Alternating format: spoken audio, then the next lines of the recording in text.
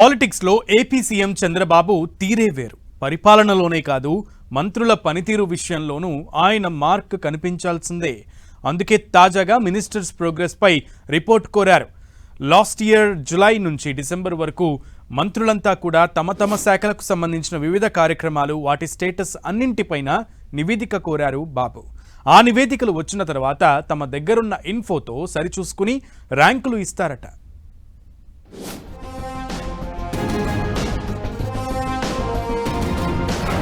AP CM Chandrababu స్టైలే వేరు.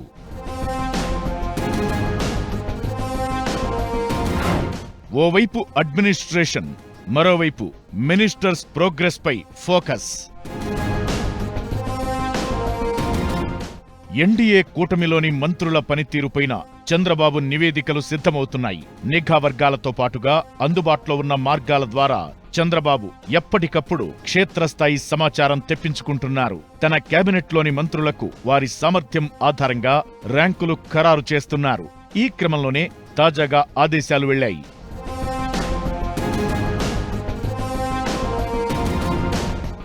మంత్రుల శాఖలకు సంబంధించి ఈ 7 నెలల కాలంలో తీసుకున్న నిర్ణయాలు, సంస్కరణలతో పాటుగా సాధించిన ప్రగతి గురించి నివేదికలు పంపాలని సూచించారు.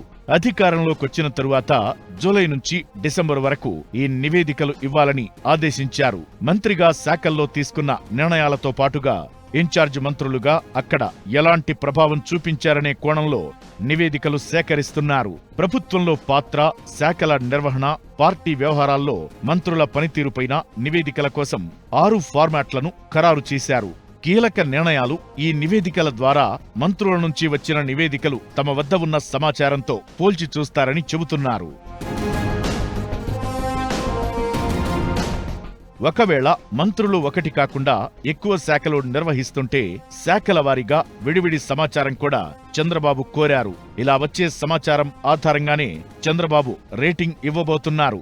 అంతకి ముందు జరిగిన 2 కేబినెట్ సమావేశాల్లో కూడా ఇలానే మంత్రుల పనితీరు గురించి నివేదిక కోరారు. అప్పట్లో 3 మంత్రులు మినహా ఎవరూ నివేదిక ఇవ్వకపోవడంతో ఆయా మంత్రిత్వ శాఖల నుంచే ముఖ్యమంత్రి కార్యాలయం నివేదికలు తెప్పించుకుంది. ఈ నేపథ్యంలో చంద్రబాబు తాజా ఆదేశాలు ప్రాధాన్యత సంతరించుకున్నాయి. కొందరు మంత్రుల పనితీరు ఆశించిన రీతిలో లేదని ప్రచారం సాగుతోంది. అయినా సరే వారి దగ్గర నుంచి నివేదికలు వచ్చిన తరువాతే ర్యాంకింగ్స్ ఇస్తారని చెబుతున్నారు. ర్యాంకింగ్స్ లో వెనకబడిన వారికి గతంలోనూ చంద్రబాబు దిశానిర్దేశం చేసిన నేపథ్యంలో తాజా నివేదికలపై ఆసక్తి నెలకొంది.